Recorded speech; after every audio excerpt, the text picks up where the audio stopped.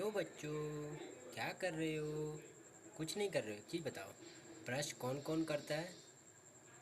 मत किया करो। तुम अभी 6 साल के हो, तुम्हारे लिए ब्रश है ही नहीं। पता है क्यों? क्योंकि तुम्हारे दांत दोबारा आएंगे, यानी कि पहली बार फिर दूसरी बार। पहले होते हैं दूध के दांत, फिर आते हैं असली वाले। इसलिए तुम्हारे लिए ब्रश नहीं है। कॉलगेट के ऊपर यानी कि पीछे लिखा होता है कि 6 साल से कम उम्र के बच्चों के लिए ब्रश नहीं है। अगर उन्हें ब्रश करने का शौक़ है, दतुन ले लो नीम वाला, फिर इसे रगड़ा करो, वो कर लिया करो। नहीं तो वो भी ज़रूरी नहीं है। तुम्हारे लिए दातुन ज़रूरी नहीं है। और तुम्हारे मम्मी अंग्रेजी शासन में आ गई हैं तो वो लगी रहती हैं दांत रगड़ने में।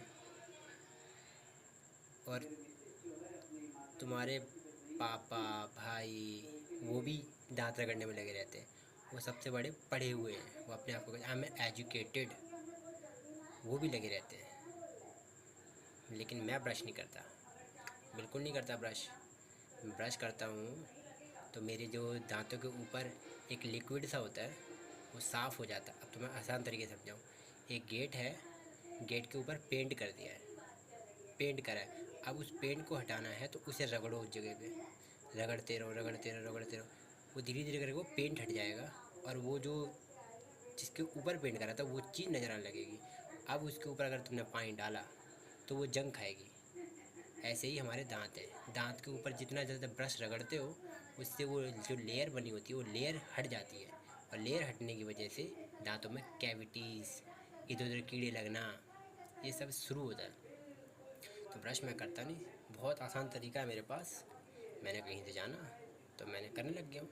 वैसे तो मैं करता ही हूँ। एक और बताया कि जिन्हें कैविटी से बचे रहना है वो चीनी ना खाएं, चीनी से बनी कोई भी वस्तु ना खाएं। ऐसा करते हो तो तुम्हें ब्रश करना पड़ेगा, दांतों को ख़राब करोगे रगड़ रगड़ के, उनके ऊपर की लेयर हटाओगे। चीनी ना खाओ तो कैविटी नहीं होगी। और कैविटी होने के बहुत सारे कारण, जब हम कहते हैं रात में खाना खाने से पहले ब्रश करना चाहिए। ब्रश ना करो, ना सुबह ना शाम को। बहुत आसान तरीका है।